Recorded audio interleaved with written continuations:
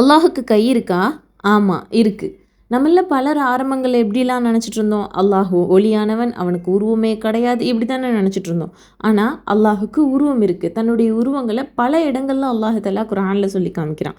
இதில் கையை மட்டும் எடுத்துப்போம். கை இருக்கா அப்படின்னா கண்டிப்பாக இருக்குது. ஏன் அப்படின்னா அல்லாஹ் தஆலா ஆதம் நபியை படைச்சான். ஆதம் நபியை படைச்சிட்டு மலக்குமார்களையும் சஜ்ஜதா செய்ய சொன்னான்.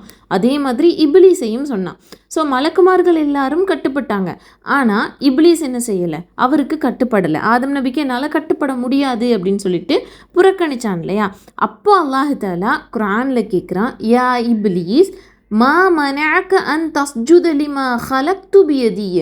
இப்லீஸே, என்னுடைய 2 கையால் படைச்ச ஆதமுக்கு பணிகிறதை விட்டும் உன்னை தடுத்தது எது அப்படின்னு அல்லாஹ் தஆலா கேட்குறான்.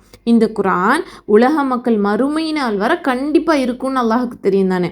நாம் ஒரு விஷயம் பேசணும் அப்படின்னா எவ்வளோ ப்ரிப்பராக வந்து பேசுகிறோம். படைச்ச ரப்புல் ஆலமீன், சரியா, இந்த குர்ஆன் மறுமை வரை இருக்க போகுதுன்றது அவனுக்கு தெரியும்.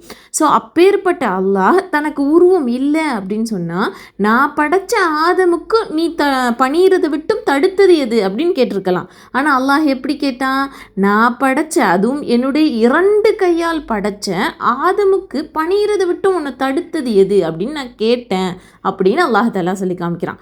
இதிலிருந்தே நமக்கு தெரியுது அல்லாஹுக்கு கை இருக்குது. அப்போ கை நம்மளை மாதிரி தான் இருக்கும் அப்படின்னு நினைக்கக்கூடாது. ஏன்னா அதையும் அல்லாஹ்வே சொல்கிறான், லைஸ கெமிஸ்ட்லி ஹிசையோன், அவனை மாதிரி எதுவுமே கிடையாது அப்படின்றத அல்லாஹ் தஆலா சொல்லி காமிக்கிறான். அல்லாஹுக்கு உருவம் இருக்குது, ஆனால் அது அவனுடைய இயல்பான ஏதோ ஒரு தோற்றத்தில் இருக்குன்னு தான் நம்ம நினைக்கணுமே தவிர நம்ம ஒரு கற்பனை பண்ணக்கூடாதுன்றதையும் தெரிஞ்சுப்போம். அஸ்ஸலாமு அலைக்கும் வரஹ்மத்துல்லாஹி வபரகாத்துஹு.